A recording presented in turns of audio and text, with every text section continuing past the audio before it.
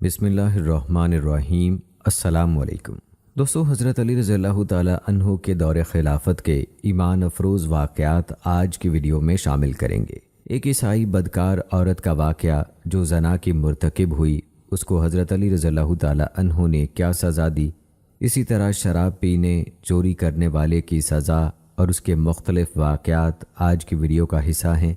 मुर्तद यानी दीन इस्लाम छोड़ने वाले की क्या सज़ा मुकर्रर की गई थी, और वीडियो के आखिर में शामिल करेंगे कि जब हज़रत अली रज़ी अल्लाह ताला अन्हु खलीफा बने तो मुख्तलिफ़ रियासतों और सूबों के गवर्नर कौन मुंतखब हुए, और मिस्र की रियासत के बारे में बताएंगे कि जिसके गवर्नर के बारे में इख्तलाफ है कि हज़रत अली रज़ी अल्लाह ताला अन्हु ने अश्तर नक़ी को मुकर्रर किया, जिसे हज़रत अमीर मुआविया रज़ी अल्लाह ताला अन्हु के हामियों ने जहर दे दिया।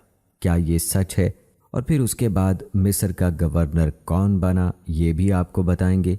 तो आज की ये हमारी वीडियो इंतहाई अहम होने वाली है, इसको आखिर तक लाजमी देखिएगा। तो चलिए दोस्तों, आगाज़ करते हैं अपनी आज की इस वीडियो का। दोस्तों, अमीरुल मोमिनीन हज़रत अली रज़ी अल्लाह ताला अन्हु ने फरमाया, मुर्तद से 3 बार तौबा करने का मुतालबा किया जाए।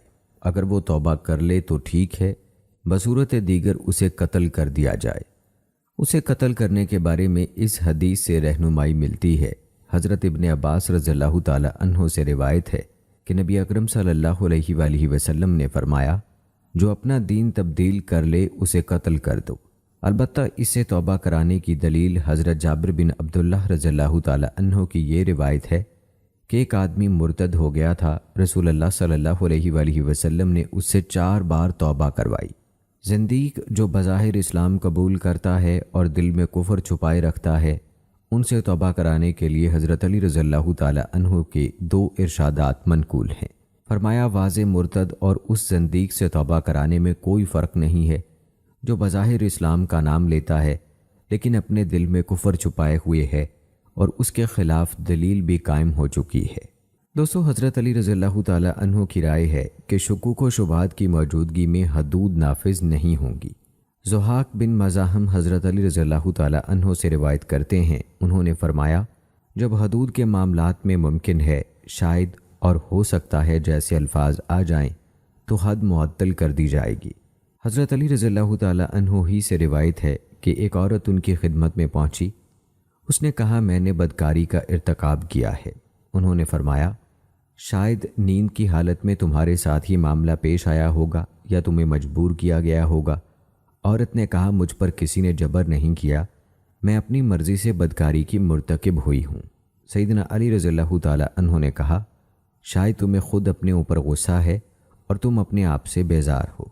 उसने कहा, नहीं, ऐसी कोई बात नहीं। ये सुनकर आपने उसे कैद कर दिया। जब उसके यहाँ विलादत हुई और बेटा बड़ा हो गया, फिर उस पर हद नाफिज की। क्योंकि वो शादीशुदा ना थी, इसलिए उस पर कोड़ों की हद लागू की गई। इसी तरह दोस्तों, एक ईसाई औरत की बदकारी का वाक़या है। अगर कोई ईसाई औरत बदकारी का इर्तकाब करे तो हज़रत अली रज़ियल्लाहु ताला अन्हु के नुक्ता नज़र के मुताबिक उस पर हद नाफिज नहीं की जाएगी, बल्कि उसे उसके अहले मज़हब के सुपुर्द कर दिया जाएगा। वही अपनी शरीयत के मुताबिक उस पर हद कायम करेंगे। काबूस बिन मखारक रिवायत करते हैं कि मोहम्मद बिन अबी बकर ने हज़रत अली रज़ियल्लाहु ताला अन्हु की खिदमत में ख़त लिखा और पूछा कि एक मुसलमान मर्द ने ईसाई औरत से ज़ना किया हो तो इस सूरत हाल में उन दोनों को क्या सज़ा दी जाए।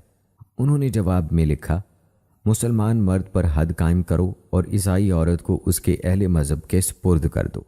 ज़ना की हद एक ताबदी हुक्म है। उसका मकसद मुर्तकिब शख्स को गुनाह से पाक करना है, और ये बात मिल्लत इस्लाम से बाहर वाले लोगों से कोई ताल्लुक़ नहीं रखती। इब्ने अबी लैला हज़ील कबीले के एक आदमी से रिवायत करते हैं और बताते हैं कि उसका शुमार कुरैशियों में होता है।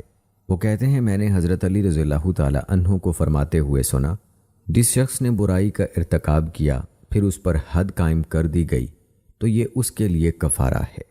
उन्हीं से एक और रिवायत ये भी है कि जब हज़रत अली रज़ियल्लाहु ताला अन्हु ने शराहा को रजम किया तो मैंने कहा, ये तो बड़ी बुरी हालत में मरी है। ये सुनकर उन्होंने मुझे एक डंडे या कोड़े से जो उनके हाथ में था बड़ी सख्त ज़रब लगाई, जिससे मुझे शदीद तकलीफ़ हुई। मैंने उनसे कहा, आपने मुझे बड़ी दर्दनाक ज़रब लगाई है। तो हज़रत अली रज़ियल्लाहु ताला अन्हु ने फरमाया کہ اس عورت سے اس کے اس گناہ کے بارے میں کبھی باز پرس نہیں ہوگی، جس طرح ادا شدہ قرض کے بارے میں کبھی باز پرس نہیں ہوتی۔ اور حضرت علی رضی اللہ تعالیٰ عنہ کے اس ارشاد کی دلیل حضرت عبادہ بن صامت رضی اللہ تعالیٰ عنہ کی یہ حدیث ہے، جس میں وہ کہتے ہیں کہ ہم رسول اللہ صلی اللہ علیہ وآلہ وسلم کے ساتھ ایک مجلس میں تھے۔ آپ صلی اللہ علیہ وآلہ وسلم نے فرمایا، جس نے کسی برائی کا ارتکاب کیا پھر اسے اس کی سزا مل گئی تو وہ اس کے لیے کفارہ ہے، اور جس نے برائی کا ارتکاب کیا اور اللہ تعالیٰ نے اس کی پردہ پوشی کی تو اس کا معاملہ اللہ کے سپرد ہے، اگر وہ چاہے تو اسے معاف فرما دے اور چاہے تو سزا دے۔ حضرت علی رضی اللہ تعالیٰ عنہ فرماتے ہیں، کوئی شخص ایسا نہیں کہ میں نے اس پر حد قائم کی ہو، نتیجتاً وہ مر گیا ہو اور میں اس پر افسوس کروں۔ ہاں، شراب نوشی کی حد قائم کرنے پر اگر کوئی مر جائے تو میں اس کی دیت ادا کروں گا، کیونکہ یہ سزا نبی اکرم صلی اللہ علیہ وآلہ وسلم نے مقرر نہیں فرمائی۔ یہ شرعی احکام دراصل انسانی عقل کی حفاظت کے لیے ہیں، جس کی بدولت اللہ تعالیٰ نے انسان کو امتیازی شان اور عزت سے نوازا ہے، اور شراب کو حرام قرار دے دیا کیونکہ یہ عقل کو معاف کر دیتی ہے۔ سورۃ المائدہ میں اللہ تعالیٰ کا فرمان ہے، اے ایمان والو، شراب اور جوا اور آستانے اور پانسے کے تیر یہ سب گندے شیطانی کام ہیں، ان سے بچو تاکہ تم فلاح پاؤ۔ شیطان تو بس یہ چاہتا ہے کہ تمہیں شراب اور جوئے میں لگا کر تمہارے درمیان عداوت اور کینہ ڈال دے اور تمہیں اللہ کی یاد اور نماز سے روک دے۔ بتاؤ کیا تم ان چیزوں سے باز رہو گے؟ رسول اللہ صلی اللہ علیہ وآلہ وسلم نے فرمایا، ہر نشہ آور چیز شراب ہے اور ہر شراب حرام ہے۔ یہی وجہ ہے کہ شریعت نے نشے میں مدہوش شخص پر حد قائم کرنے کا حکم دیا ہے اور ہر قسم کی ان تمام منشیات کو حرام قرار دیا ہے جو عقل کی سلامتی پر اثر انداز ہوتی ہیں۔ بلا شبہ شریعت عقل کی حفاظت کو زبردست اہمیت دیتی ہے اور عقل و شعور کو مطلوب و مقصود گردانتی ہے، کیونکہ اس پر تمام انسانی مسائل و ضروریات کا دار و مدار ہے۔ عقل کو گزند پہنچانے اور اہمیت نہ دینے سے بے شمار خرابیاں جنم لیتی ہیں۔ دوستو، جیسا کہ آپ جانتے ہیں کہ اسلام میں چور کا ہاتھ کاٹنے کا کہا گیا ہے۔ اس بارے میں حضرت علی رضی اللہ تعالیٰ عنہ نے چور کا ہاتھ کاٹنے کے لیے یہ شرط بیان فرمائی ہے کہ مال محفوظ جگہ پر ہونا چاہیے۔ اگر چور محفوظ مال میں سے چرائے گا تو سزا کا مستحق ہوگا۔ حضرت علی رضی اللہ تعالیٰ عنہ نے فرمایا، چور کا ہاتھ اس وقت تک نہ کاٹا جائے جب تک وہ گھر سے مال نکال کر باہر نہ لے جائے۔ حضرت علی رضی اللہ تعالیٰ عنہ کے نزدیک اس چور کا ہاتھ نہیں کاٹا جائے گا جس نے ایسے مال میں سے چوری کی جس میں اس کی ملکیت کا کوئی حصہ ہو۔ اکرمہ بن خالد کہتے ہیں کہ حضرت علی رضی اللہ تعالیٰ عنہ چور کا ہاتھ اس وقت تک نہیں کاٹتے تھے جب تک گواہ گواہی نہ دے دیں۔ وہ چوری کے ملزم کو قید میں ڈال دیتے تھے، جب گواہ گواہی دے دیتے تو ہاتھ کاٹ دیتے تھے۔ اگر گواہ پیچھے ہٹ جاتے تو حضرت علی رضی اللہ تعالیٰ عنہ ملزم کو چھوڑ دیتے تھے۔ ایک مرتبہ ان کے پاس ایک چور لایا گیا، آپ نے اسے قید کر دیا۔ دوسرے دن اسے اور دونوں گواہوں کو بلایا تو کسی نے کہا کہ دونوں میں سے ایک گواہ غائب ہو گیا ہے۔ اس پر آپ نے چور کو چھوڑ دیا، اس کا ہاتھ نہیں کاٹا۔ قاسم بن عبد الرحمن اپنے والد سے روایت کرتے ہیں کہ ایک آدمی کو حضرت علی رضی اللہ تعالیٰ عنہ کے پاس لایا گیا تو اس نے کہا، میں نے چوری کی ہے۔ آپ رضی اللہ تعالیٰ عنہ نے اسے ڈانٹ ڈپٹ کی اور برا بھلا کہا۔ اس نے پھر کہا، میں نے چوری کی ہے۔ حضرت علی رضی اللہ تعالیٰ عنہ نے حکم دیا کہ اس نے 2 مرتبہ اقرار کیا ہے، اس لیے اس کا ہاتھ کاٹ دو۔ انہوں نے مزید کہا کہ وہ منظر آج بھی میری نگاہوں میں گھوم رہا ہے اور میں چور کا گردن میں لٹکا ہوا ہاتھ دیکھ رہا ہوں۔ حضرت علی رضی اللہ تعالیٰ عنہ کی رائے میں محفوظ مقام سے مال چرانے سے پہلے اگر چور کے بارے میں معلوم ہو جائے تو ہاتھ نہیں کاٹا جائے گا۔ حارث حضرت علی رضی اللہ تعالیٰ عنہ سے روایت کرتے ہیں کہ ان کے پاس ایک ایسا آدمی لایا گیا جو نقب لگا رہا تھا اور اسی حال میں رنگے ہاتھوں پکڑا گیا۔ آپ رضی اللہ تعالیٰ عنہ نے اس کا ہاتھ نہیں کاٹا، اور ایک روایت میں یہ الفاظ ہیں کہ آپ نے اسے بطور تعزیر صرف چند کوڑے مارے۔ ابن المنظر نے حضرت علی رضی اللہ تعالیٰ عنہ سے یہ بات نقل کی ہے کہ جو شخص چوری کرے اس کا دایاں ہاتھ کاٹا جائے، دوسری مرتبہ پھر چوری کرے تو اس کا بایاں پاؤں کاٹ دیا جائے، پھر اگر تیسری اور چوتھی بار چوری کرے تو اسے تعزیری سزا دی جائے، اس کا دوسرا ہاتھ یا دوسرا پاؤں نہیں کاٹا جائے گا۔ عبداللہ بن سلمہ کہتے ہیں کہ حضرت علی رضی اللہ تعالیٰ عنہ کے پاس ایک چور لایا گیا تو انہوں نے اس کا ہاتھ کاٹنے کا حکم دیا۔ اس نے دوبارہ چوری کی تو اسے پھر لایا گیا، انہوں نے اس کا بایاں پاؤں کاٹنے کا حکم دیا۔ اس نے تیسری دفعہ چوری کی تو تیسری بار آپ کے پاس لایا گیا۔ آپ رضی اللہ تعالیٰ عنہ نے فرمایا، کیا میں اس کا دوسرا ہاتھ بھی کاٹنے کا حکم دوں؟ پھر وہ کس طرح طہارت حاصل کرے گا، کس طرح کھائے گا اور کس طرح پیے گا؟ پھر فرمایا، اگر میں اس کا دوسرا پاؤں کاٹنے کا حکم دوں تو وہ کیسے چل سکے گا؟ مجھے اللہ تعالیٰ سے حیا آتی ہے۔ راوی کہتے ہیں کہ پھر سیدنا علی رضی اللہ تعالیٰ عنہ نے اسے سزا دی اور ہمیشہ کے لیے قید کر دیا۔ حضرت علی رضی اللہ تعالیٰ عنہ کے نزدیک ایک مستحب صورت یہ ہے کہ چور کا ہاتھ کاٹنے کے بعد داغ دیا جائے اور جس ہاتھ پر چوری کی حد لاگو کی گئی ہے اسے اس کی گردن میں لٹکا دیا جائے۔ حجیہ ابن عدی سے روایت ہے کہ حضرت علی رضی اللہ تعالیٰ عنہ چور کا ہاتھ کاٹ دیتے تھے، پھر اسے داغنے کا حکم دیتے تھے اور پھر قید میں ڈال دیتے تھے۔ جب چور کا زخم ٹھیک ہو جاتا تو اسے قید سے بلا بھیجتے اور ارشاد فرماتے، اپنا ہاتھ اوپر اللہ کی طرف بلند کرو۔ وہ اونچا کر لیتا تو دریافت فرماتے، بتاؤ کس نے تمہارا ہاتھ کاٹا؟ وہ کہتا، علی رضی اللہ تعالیٰ عنہ نے۔ تو فرماتے، کس وجہ سے؟ وہ کہتا، میں نے چوری کی ہے۔ یہ سن کر حضرت علی رضی اللہ تعالیٰ عنہ سوئے فلک دیکھتے اور کہتے، اے اللہ گواہ رہنا، اے اللہ گواہ رہنا۔ سیدنا علی رضی اللہ تعالیٰ عنہ ہاتھ داغنے کا حکم اس لیے دیتے تھے تاکہ خون نہ بہنے پائے اور چوری کرنے والا جلد صحت یاب ہو جائے۔ علاوہ ازیں وہ زخم کے بدن میں سرایت کر جانے یا جان تلف ہو جانے کے خوف سے مجرم کو بچانے کے لیے داغنے کا حکم دیتے تھے۔ شریعت اسلامیہ کے مقاصد میں لوگوں کے مال کی حفاظت ترجیحی طور پر شامل ہے، جو ان کی زندگی قائم رکھنے کا ایک اہم سبب ہے۔ اسلام نے ہر اس سبب اور وسیلے کو حرام قرار دیا ہے جس کی بدولت شرعی حق کے بغیر کسی کا مال لیا جائے، چوری کو حرام کر دیا ہے، اور جس پر یہ جرم ثابت ہو جائے اس پر حد کا نفاذ واجب ٹھہرایا ہے۔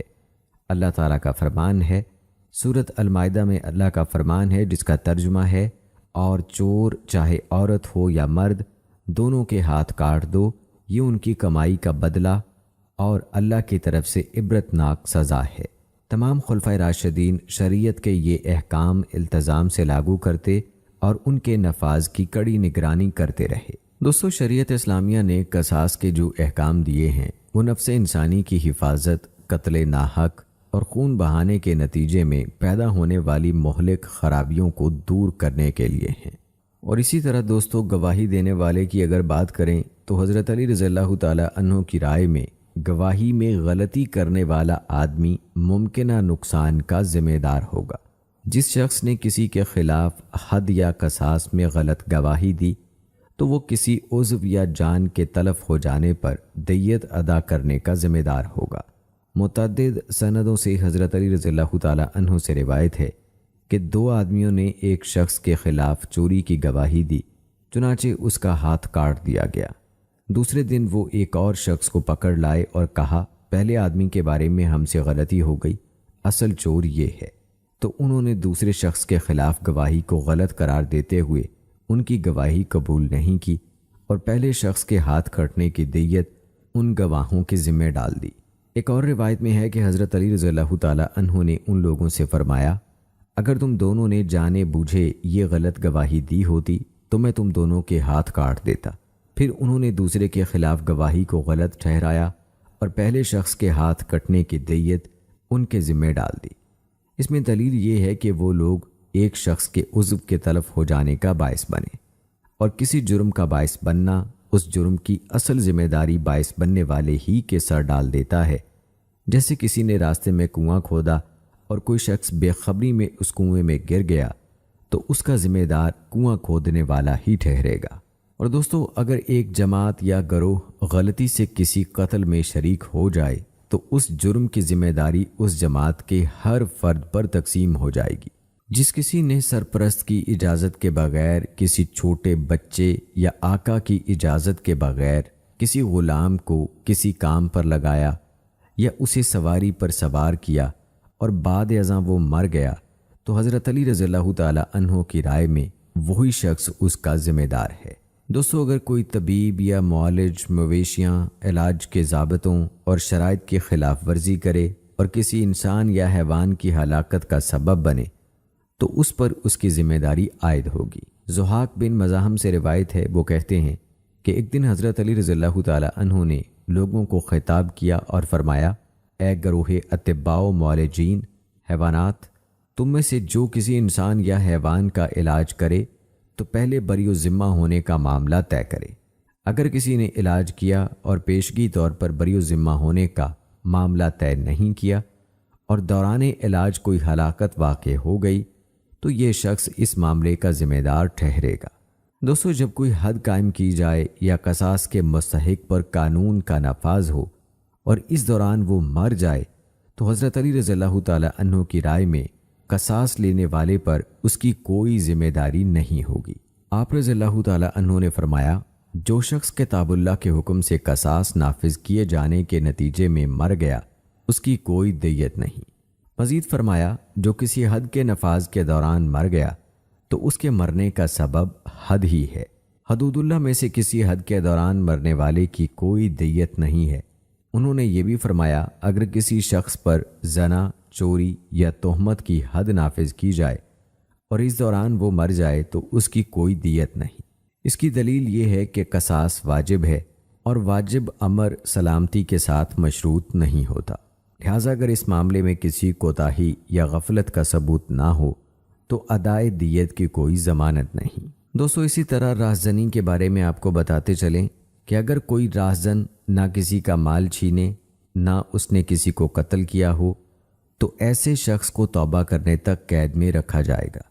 ایسا رہزن جو کسی کا مال تو چھین لے مگر کسی کو قتل نہ کرے تو اس کا ایک ہاتھ اور پاؤں مخالف سمت سے کاٹ دیا جائے گا۔ اگر وہ قتل بھی کرے اور مال بھی چھین کر لے جائے تو اس کا ایک ہاتھ اور پاؤں مخالف سمت سے کاٹا جائے گا، پھر اسے پھانسی دی جائے گی تاں آکے اسے موت آ جائے۔ اگر گرفتاری سے پہلے توبہ کر لے تو مال وغیرہ کا ضامن ہوگا اور اس سے قصاص لیا جائے گا مگر حد نافذ نہیں کی جائے گی۔ حارث بن بدر ایک رہزن تھا، اس نے پکڑے جانے سے پہلے ہی توبہ کر لی۔ حضرت علی رضی اللہ تعالی عنہ نے اس کی توبہ قبول کر لی اور اس پر رہزنی کی لاگو حد ساقط کر دی کیونکہ اس نے پکڑے جانے سے پہلے ہی توبہ کر لی تھی۔ دوستو، ایک قاتل کے اعتراف قتل کا آپ کو واقعہ سناتے ہیں۔ امیر المومنین حضرت علی رضی اللہ تعالی عنہ کی خدمت میں ایک ویران جگہ سے ایک آدمی گرفتار کر کے لایا گیا۔ اس کے ہاتھ خون سے رنگین تھے اور چھری اس کے ہاتھ میں تھی اور سامنے ایک مقتول تھا جس کا خون بہہ رہا تھا۔ سیدنا علی رضی اللہ تعالی عنہ نے اس سے باز پرس کی۔ اس نے اقرار کیا کہ اس سے میں نے قتل کیا ہے۔ آپ رضی اللہ تعالی عنہ نے فرمایا، اسے لے جاؤ اور اس کو قتل کر دو۔ جب اسے وہاں لے جایا جا رہا تھا، ایک آدمی تیزی سے آیا اور بولا، اے لوگو، جلدی نہ کرو، اسے واپس حضرت علی رضی اللہ تعالی عنہ کی خدمت میں لے چلو۔ بعد ازاں اس آدمی نے کہا، اے امیر المومنین، قتل اس نے نہیں کیا، میں نے کیا ہے۔ حضرت علی رضی اللہ تعالی عنہ نے پہلے آدمی سے پوچھا، تم نے کیوں اعتراف کیا کہ میں قاتل ہوں جبکہ تم نے قتل نہیں کیا؟ اس نے کہا، امیر المومنین، میں بے بس ہو گیا تھا اور رات کے چوکیدار مقتول کے سر پر کھڑے تھے اور اس کا خون بہہ رہا تھا اور میں ان کے سامنے ہاتھ میں خون آلود چھری لیے کھڑا تھا۔ یہ سب کچھ ویران جگہ پر رونما ہوا۔ میں ڈر گیا کہ یہ لوگ میرا موقف تسلیم نہیں کریں گے اور قسامت کا معاملہ بن جائے گا، یعنی خاندان کے 50 لوگوں کو قسم اٹھانی پڑے گی کہ انہوں نے اس قتل کا ارتکاب نہیں کیا۔ اس لیے میں نے اس فعل کا اعتراف کر لیا جس کا میں مرتکب نہیں ہوا۔ میں نے اس سارے معاملے کا اجر اللہ تعالیٰ سے لینے کے لیے ایسا کیا ہے۔ حضرت علی رضی اللہ تعالی عنہ نے فرمایا، تم نے بہت برا کیا، صحیح بتاؤ تمہارا اصل قصہ کیا ہے؟ اس نے کہا، میں قصاب ہوں، میں رات کے اندھیرے میں اپنی دکان پر گیا، میں نے گائے ذبح کی، اس کی کھال اتاری، ابھی چھری میرے ہاتھ میں تھی کہ مجھے پیشاب آ گیا۔ میں اس ویرانے کی طرف آ نکلا، قضائے حاجت کے بعد اپنی دکان کی طرف لوٹ رہا تھا کہ اسی دوران اس مقتول سے آمنا سامنا ہو گیا۔ یہ خون میں لت پت تھا، مجھے بڑا خوف آیا، میں اسے دیکھنے کے لیے کھڑا ہو گیا جبکہ چھری بھی میرے ہاتھ میں تھی۔ اسی دوران ان لوگوں نے مجھے پکڑ لیا اور کہنے لگے، اسی نے اس شخص کو قتل کیا ہے۔ اس کے سوا یہاں کوئی اور قاتل نہیں ہے۔ مجھے یقین ہو گیا کہ آپ ان کی بات کو چھوڑ کر میری بات نہیں مانیں گے۔ میں نے جس جرم کا ارتکاب نہیں کیا تھا اس کا اعتراف کر لیا۔ حضرت علی رضی اللہ تعالی عنہ نے دوسرے اقراری سے پوچھا، تمہاری کیا کہانی ہے؟ اس نے کہا کہ مجھے ابلیس نے ورغلایا، میں نے مال و دولت کے لالچ میں اسے قتل کر دیا۔ پھر میں نے رات کے چوکیداروں کی آواز سنی تو میں ویرانے سے باہر آیا تو میں نے اس قصاب کو اسی حالت میں دیکھا جیسا کہ اس نے بیان کیا ہے، تو میں ویرانے میں جا کر چھپ گیا۔ ادھر رات کے چوکیداروں نے اسے پکڑ لیا اور آپ کے پاس لے آئے۔ جب آپ نے اسے قتل کرنے کا حکم دیا تو مجھے یقین ہو گیا کہ اس مقتول کے علاوہ اس آدمی کے قتل کا گناہ بھی میرے سر ہوگا، لہٰذا میں نے سچائی کا اعتراف کر لیا۔ حضرت علی رضی اللہ تعالی عنہ نے حضرت حسن رضی اللہ تعالی عنہ سے پوچھا کہ اس بارے میں کیا فیصلہ کریں؟ انہوں نے کہا، امیر المومنین، اس شخص نے اگر ایک شخص کو قتل کیا ہے تو دوسرے شخص کی زندگی کا سبب بھی بنا ہے، اور اللہ تعالیٰ کا فرمان ہے، اور جو شخص کسی ایک جان کو ناحق قتل ہونے سے بچائے تو گویا اس نے تمام لوگوں کی جان بچائی۔ حضرت علی رضی اللہ تعالی عنہ نے ان دونوں کو بری کر دیا اور مقتول کی دیت بیت المال سے ادا فرمائی۔ شاید انہوں نے یہ فیصلہ مقتول کے وارثوں کی طرف سے قصاص کے حق سے دستبردار ہونے کے بعد فرمایا۔ دوستو، اسی طرح ایک شب عروسی میں دلہا کو قتل کرنے والی دلہن کا واقعہ بھی ہے۔ یہ واقعہ حضرت علی رضی اللہ تعالی عنہ کے دور میں پیش آیا۔ ایک عورت نے اپنے عاشق کی موجودگی میں شب زفاف اپنے خاوند کو قتل کر دیا۔ اسے قصاص میں قتل کرنے کی سزا ہوئی۔ اونٹوں کے متبادل دیت کی ادائیگی اور دیت کیسے ادا ہوگی، اس حوالے سے بھی آپ کو بتاتے چلیں۔ دیت کے معاملے میں اصل بنیاد اونٹوں کی ادائیگی ہے۔ اس کے متبادل ادائیگی کا جواز بھی ہے جبکہ اونٹ مطلوبہ تعداد میں میسر نہ ہوں۔ حضرت علی رضی اللہ تعالی عنہ کا یہی نقطہ نظر ہے۔ عامر حضرت علی رضی اللہ تعالی عنہ، حضرت عبداللہ اور حضرت زید سے روایت کرتے ہیں، ان سب حضرات نے کہا دیت 100 اونٹ ہے، اور حضرت حسن رضی اللہ تعالی عنہ سے روایت ہے کہ حضرت علی رضی اللہ تعالی عنہ نے دیت میں چاندی کے 12,000 درہم ادا کرنے کا فیصلہ سنایا۔ ادائے دیت کا طریقہ کار کیا ہوگا؟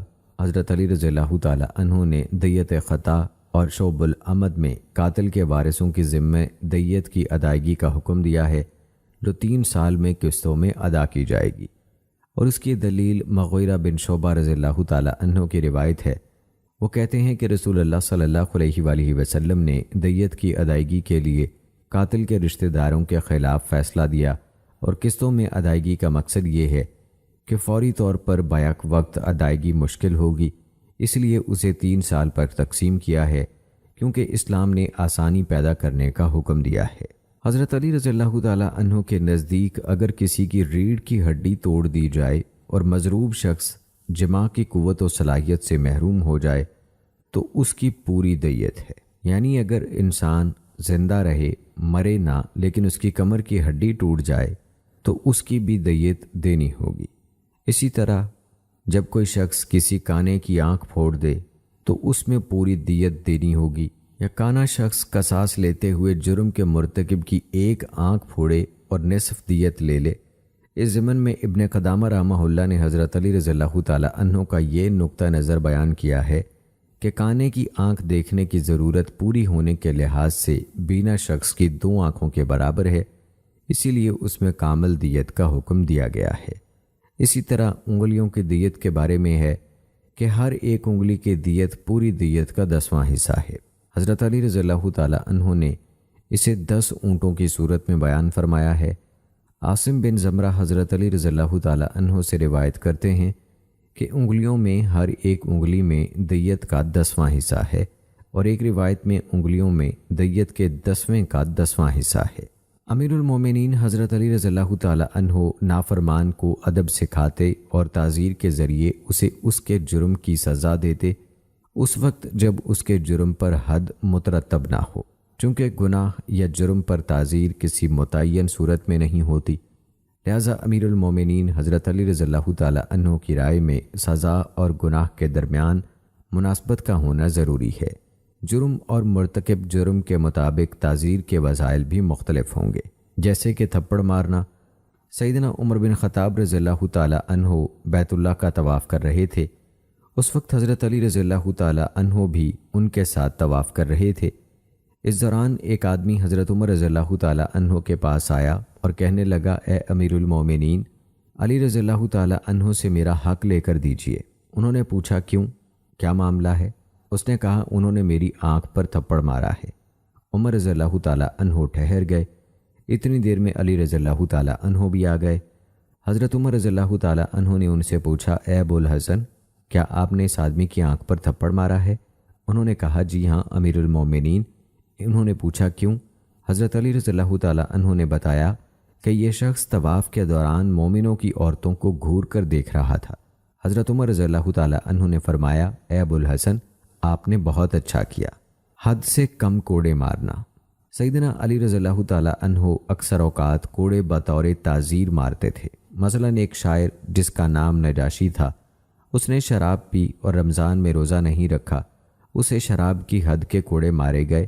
پھر حضرت علی رضی اللہ تعالی عنہ نے مزید 20 کوڑے مارے اور فرمایا، میں نے تمہیں 20 زائد کوڑے اس لیے مارے ہیں کہ تم نے اللہ کے حضور دلیری کا مظاہرہ کیا اور رمضان میں روزہ نہیں رکھا۔ حضرت علی رضی اللہ تعالی عنہ نے جرم کے مرتکب کو رسوا کیا اور لوگوں کو اس کا حال بتایا، جیسا کہ آپ رضی اللہ تعالی عنہ نے جھوٹی گواہی دینے والے کے ساتھ کیا تھا۔ اس میں معاشرے کے لیے مصلحت کا پہلو ہے تاکہ کوئی شخص جھوٹی گواہی نہ دے اور لوگوں کے حقوق ضائع نہ ہونے پائیں۔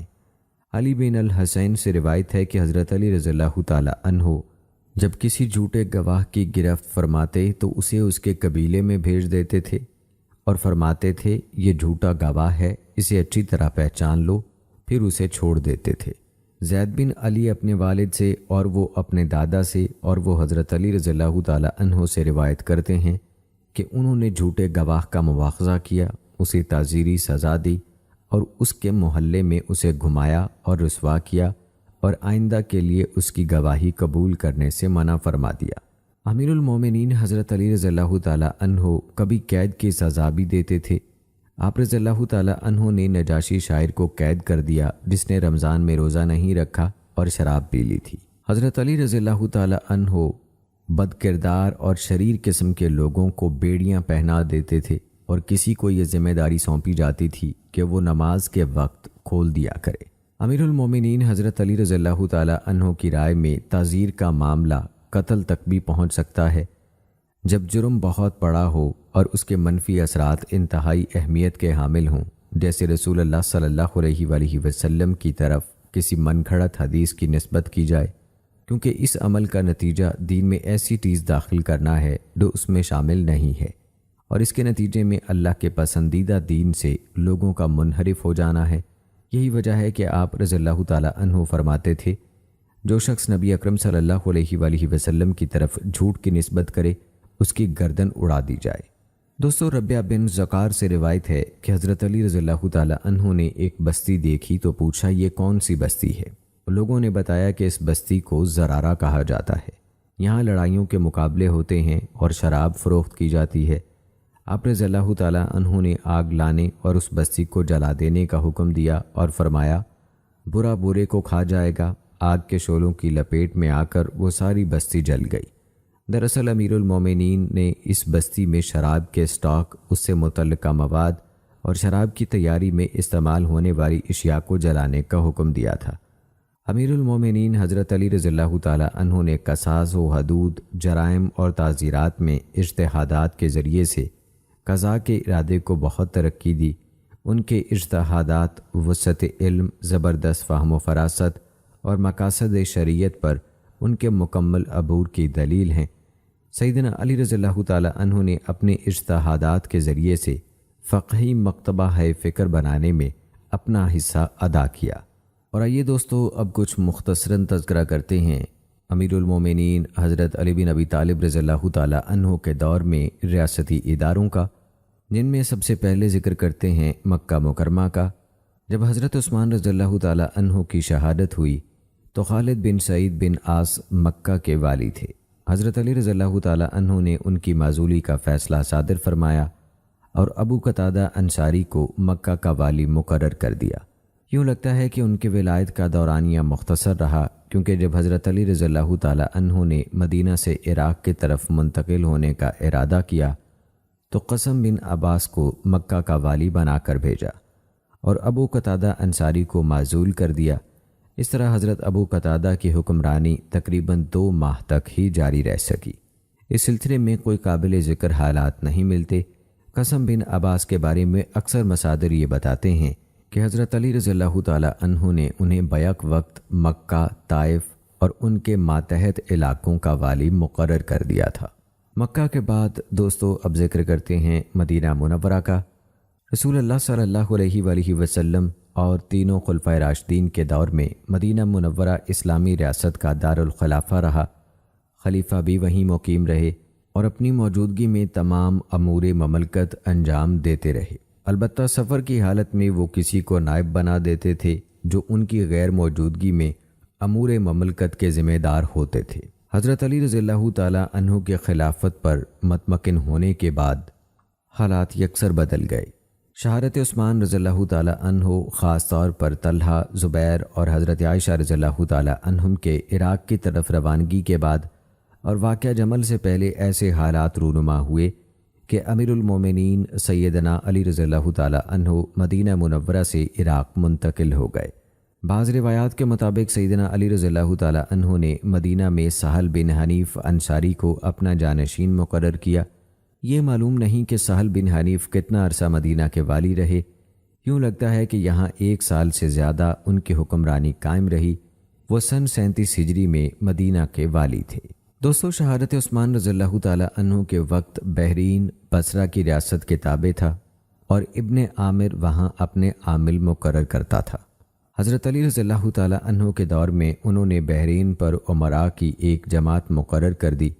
ان میں اہم ترین عمر بن ابی سلمہ تھے۔ وہ مدینہ سے عراق کی طرف سفر کے دوران حضرت علی رضی اللہ تعالی عنہ کے ساتھ ہی عازم سفر ہوئے تھے۔ بعد ازاں امیر المومنین نے انہیں کچھ مدت کے لیے بحرین کا والی بنا کر بھیجا، پھر عراق میں اپنے پاس بلایا۔ بحرین میں حضرت علی رضی اللہ تعالی عنہ کے عاملین میں قدامہ بن العجلان الانصاری، نعمان بن عجلان الانصاری اور عبید اللہ بن عباس کا ذکر بھی ملتا ہے۔ ملحوظ رہے کہ عبید اللہ بن عباس یمن کے والی تھے۔ شاید اس دوران بحرین اور نجد دونوں علاقے ان کے زیر نگی تھے۔ طبرانی کی تعبیر سے یہی معلوم ہوتا ہے اور خلیفہ بن خیاط کی تعبیر میں ان والیوں کی کوئی معین ترتیب نہیں ہے۔ دوستو جب حضرت عثمان رضی اللہ تعالی عنہ کی شہادت ہوئی اور حضرت علی رضی اللہ تعالی عنہ کی خلافت پر بیعت مکمل ہو گئی تو امیر المومنین حضرت علی رضی اللہ تعالی عنہ نے عبید اللہ بن عباس کو یمن کا والی مقرر کیا۔ عثمان رضی اللہ تعالی عنہ کے مقرر کردہ والی اور جملہ حکام عبید اللہ کے پہنچنے سے پہلے ہی یمن سے جا چکے تھے۔ ان میں سے بعض جنگ جمل میں طلحہ رضی اللہ تعالی عنہ اور زبیر رضی اللہ تعالی عنہ کے ساتھ شریک رہے۔ جمل کے لشکر کی تیاری میں بھی ان کا ہاتھ کار فرما تھا۔ عبید اللہ بن عباس سینا اور اس کے مضافات میں اپنی ذمہ داریاں ادا کر رہے تھے۔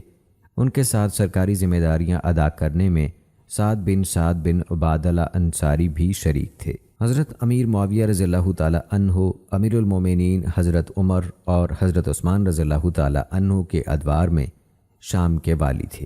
جب حضرت علی رضی اللہ تعالی عنہ خلافت پر مطمئن ہوئے تو انہوں نے انہیں معزول کرنے اور ان کی جگہ عبداللہ بن عمر رضی اللہ تعالی عنہ کو مقرر کرنے کا ارادہ کیا۔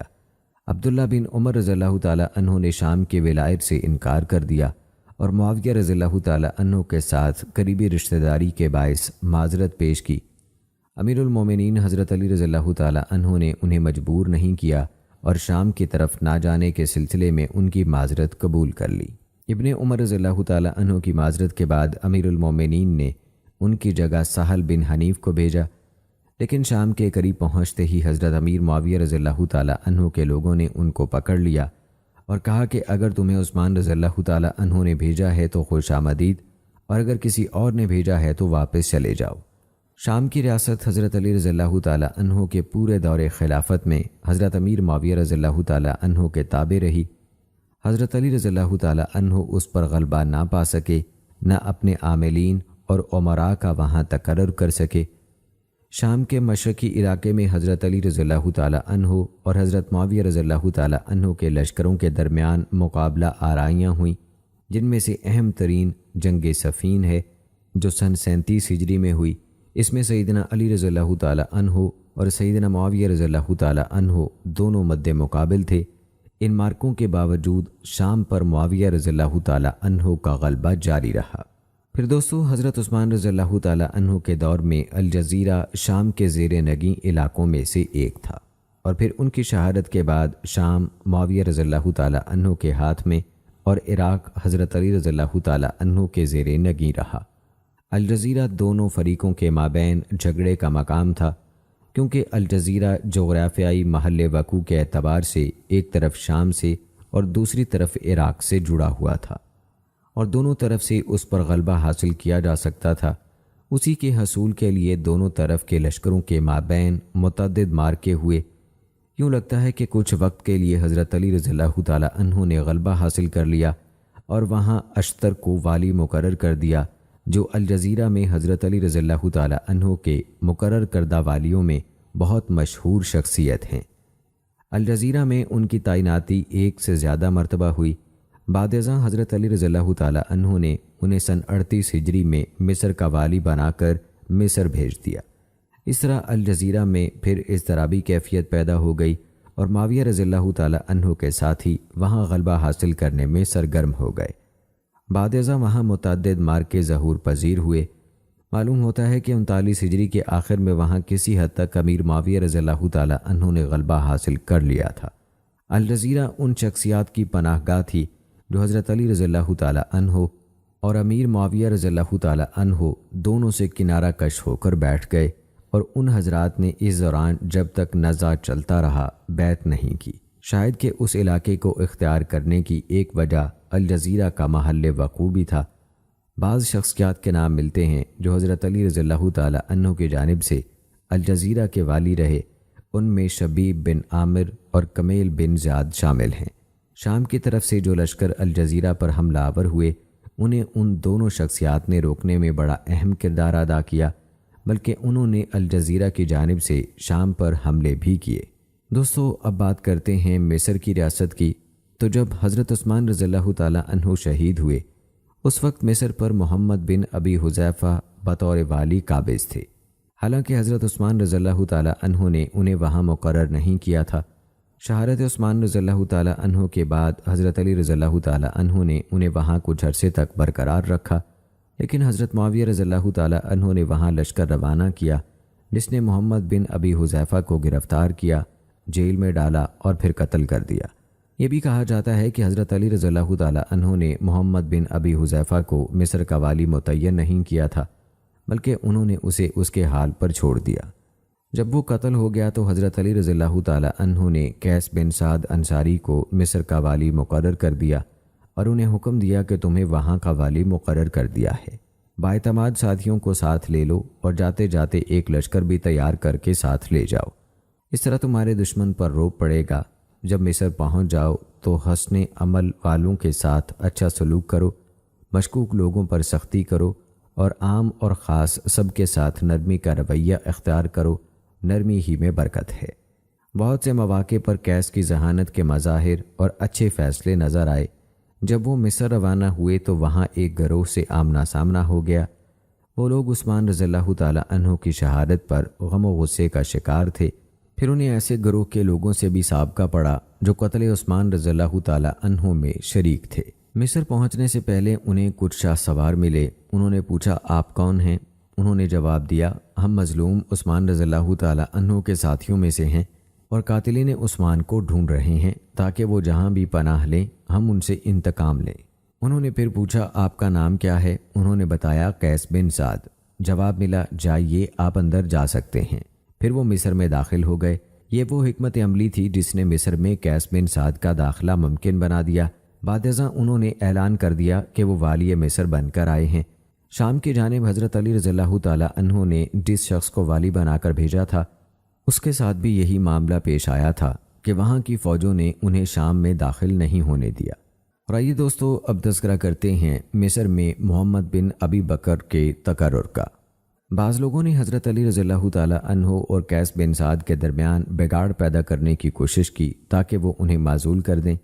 حضرت علی رضی اللہ تعالیٰ عنہ کے بعض مشیروں نے ان سے قیس کی معزولی کا مطالبہ بھی کر دیا اور ان کے بارے میں جو باتیں لوگوں میں پھیل گئی تھیں انہیں سچ گردانا اور ان کی معزولی پر اصرار کیا۔ لہٰذا حضرت علی رضی اللہ تعالیٰ عنہ نے انہیں لکھا کہ مجھے اس وقت آپ کی قربت کی ضرورت ہے، کسی شخص کو اپنا نائب مقرر کر کے میرے پاس آ جائیے۔ یہ خط گویا قیس بن سعد کی ولایت مصر سے معزولی کے مترادف تھا۔ اکثر اقوال کے مطابق حضرت علی رضی اللہ تعالیٰ عنہ نے ان کی جگہ اشتر نخعی کو مقرر کیا۔ پھر حضرت علی رضی اللہ تعالیٰ عنہ نے اشتر نخعی کے مصر روانہ ہونے سے پہلے ان سے ملاقات کی، اہل مصر کے حالات بیان کیے اور فرمایا، اللہ کا نام لو اور اس کی مدد سے روانہ ہو جاؤ۔ اللہ تعالیٰ تم پر رحم فرمائے، میں تمہیں کوئی وصیت نہیں کر رہا، خود تمہاری رائے ہی کافی ہے۔ اہم امور میں اللہ سے مدد مانگو اور سختی و نرمی کے ملے جلے انداز سے معاملات سلجھاؤ۔ وہاں نرمی اختیار کرو جہاں نرمی مناسب ہو، اور وہاں پرعزم رہو جہاں سختی کے بغیر چارہ کار نہ ہو۔ اشتر نخعی نے مصر کا رخ کیا تو ان کے ساتھ ان کے اصحاب کا ایک گروہ بھی تھا۔ جب وہ بحر کلزم بحر احمر کے اطراف میں پہنچے تو مصر میں داخل ہونے سے پہلے ہی فوت ہو گئے۔ کہا جاتا ہے کہ انہیں شہد ملا کر زہریلا مشروب پلا دیا گیا، جس کی وجہ سے وہ وفات پا گئے۔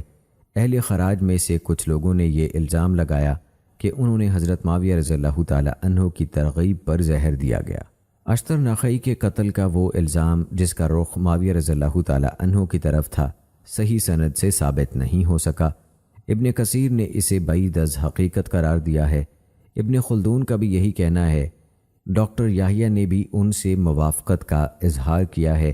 اس کے حوالہ جات کے بارے میں اگر دوستو بات کریں تو البدایہ والنہایہ میں آپ اس کو پڑھ سکتے ہیں۔ تاریخ ابن خلدون میں بھی اس کے حوالہ جات دیے گئے ہیں۔ نجوم زہرہ میں بھی اس کے حوالہ جات موجود ہیں، تو آپ اس حوالے سے اس کو پڑھ سکتے ہیں کہ جو الزام حضرت امیر معاویہ رضی اللہ تعالیٰ عنہ کو دیا جاتا ہے اس کی کوئی حقیقت نہیں ہے۔ اشتر نخعی مصر میں اپنی ذمہ داری شروع کرنے سے پہلے ہی فوت ہو گئے۔ اس کے باوجود تاریخی مصادر میں انہیں حضرت علی رضی اللہ تعالیٰ عنہ کی جانب سے مصر میں مقرر کردہ والی کے طور پر ظاہر کیا گیا ہے۔ ان کے بعد محمد بن ابی بکر مصر کے والی مقرر ہوئے۔ اس سے پہلے محمد بن ابی بکر حضرت عثمان رضی اللہ تعالیٰ عنہ کی خلافت کے دور میں مصر میں رہ چکے تھے۔ روایات سے پتہ چلتا ہے کہ محمد بن ابی بکر سابق والی قیس بن سعد کے مصر سے روانگی سے پہلے ہی وہاں پہنچ چکے تھے، اور ان دونوں کے درمیان مکالمہ بھی ہوا جس میں قیس بن سعد نے انہیں چند نصیحتیں بھی کیں، خاص طور پر شہادت عثمان کی بنیاد پر غم و غصے کا اظہار کرنے والے لوگوں اور ان لوگوں کے بارے میں جنہوں نے ابھی تک حضرت علی رضی اللہ تعالیٰ عنہ کی بیعت نہیں کی تھی، ضروری مشورے دیے۔ قیس بن سعد نے کہا، اے ابو القاسم، تم امیر المومنین کے پاس سے آ رہے ہو اور ان کا مجھے معزول کرنا اس امر سے مانے نہیں کہ میں تمہیں نصیحت کروں۔ میں تمہارے امور کو علی وجہ البصیرت سمجھتا ہوں۔ ان لوگوں کو جنہوں نے حضرت علی رضی اللہ تعالیٰ عنہ کی بیعت نہیں کی، انہیں ان کے حال پر چھوڑ دو۔ اگر وہ تمہارے پاس آئیں تو ان کی طرف توجہ دو، اور اگر وہ پیچھے رہنا ہی پسند کریں تو ان سے کچھ نہ مانگو۔ لوگوں سے ان کے مرتبہ و مقام کے مطابق معاملہ کرو۔ اگر تم بیماروں کی عیادت کرو اور جنازوں میں حاضری دو تو اس میں کوئی حرج نہیں، اس سے آپ کے مرتبے میں کوئی کمی نہیں ہوگی۔ محمد بن ابی بکر نے حضرت علی رضی اللہ تعالیٰ عنہ سے جو عہد باندھا تھا وہ ساتھ لے کر آئے۔ یہ عہد اہل مصر کو سنایا اور ان سے خطاب کیا۔ امیر المومنین حضرت علی رضی اللہ تعالیٰ عنہ نے محمد بن ابی بکر کو مصر کا والی بنانے کے بعد ایک خط لکھا۔ یہ خط ریاست کے سیاسی معاملات کے بارے میں نہیں تھا، بلکہ اس میں اللہ کی طرف دعوت دینے کی زبردست اہمیت اجاگر کی گئی تھی۔ اس میں لکھا تھا، اے محمد، خوب اچھی طرح جان لو کہ تم دنیا میں اپنا حصہ حاصل کرنے کے جتنے ضرورت مند ہو، اس سے کہیں زیادہ آخرت میں اپنا حصہ اور نصیب حاصل کرنے کے محتاج ہو۔ اگر تمہارے سامنے دو معاملے پیش آئیں، ایک کا تعلق آخرت سے ہو اور دوسرے کا تعلق دنیا سے ہو، تو آخرت کے امور سے اپنے کام کی ابتدا کرو۔ خیر و بھلائی کی جانب تمہاری رغبت زیادہ ہو، نیک نیت رہو، بلا شبہ اللہ تعالیٰ بندے کو اس کی نیت کے مطابق عطا کرتا ہے۔ محمد بن ابی بکر نے ریاست کے والی کی ذمہ داریاں نبھانی شروع کر دیں۔ ان کی ذمہ داری کا پہلا سال اطمینان سے گزر گیا، لیکن معاملات میں تبدیلی آنے لگی۔ محمد بن ابی بکر نے قیس بن سعد کی نصیحت پر عمل نہ کیا۔ انہوں نے ان لوگوں کے ساتھ سخت رویہ اختیار کرنا شروع کیا جنہوں نے حضرت علی رضی اللہ تعالی عنہ کی بیعت نہیں کی تھی۔ انہیں خط لکھے کہ وہ بیعت کر لیں۔ جب ان کی طرف سے کوئی مثبت جواب نہیں آیا تو انہوں نے کچھ لوگوں کو یہ حکم دے کر روانہ کیا کہ ان کے مکان گرا دو، انہیں ان کے مال سے محروم کر دو اور انہیں قید میں ڈال دو۔ اس اقدام کا رد عمل ہوا اور ان لوگوں نے محمد بن ابی بکر کے خلاف جنگ کا ماحول پیدا کر دیا۔ پھر حضرت معاویہ رضی اللہ تعالی عنہ نے حضرت عمر بن عاص رضی اللہ تعالی عنہ کی قیادت میں ایک لشکر تیار کیا اور حکم دیا کہ مصر کے خلاف جنگ کرو۔ وہ محمد بن ابی بکر کے مخالفین کے ساتھ مل گئے۔ اس طرح ان کی قوت میں اتنا اضافہ ہوا کہ انہیں 10,000 جنگجوؤں کی کمک مل گئی۔ ان میں مسلمہ بن مخلد اور معاویہ بن خدیج بھی شامل تھے۔ ان کے اور محمد بن ابی بکر کے مابین سخت مارکے ہوئے، جن کا اختتام معاویہ رضی اللہ تعالی عنہ کے لشکروں کے مصر پر قابض ہونے اور محمد بن ابی بکر کی شہادت کی صورت میں سامنے آیا۔ اس طرح سن 38 ہجری میں مصر حضرت علی رضی اللہ تعالی عنہ کے ہاتھ سے نکل گیا۔ تو دوستو، یہ تھی ہماری آج کی ویڈیو۔ امید کرتے ہیں کہ آپ کو پسند آئی ہوگی۔ آج کی اس ویڈیو کے متعلق اپنی رائے کا اظہار کمنٹ باکس میں لازمی کیجیے گا۔ مجھے اگلی ویڈیو تک اجازت دیں۔ فی امان اللہ۔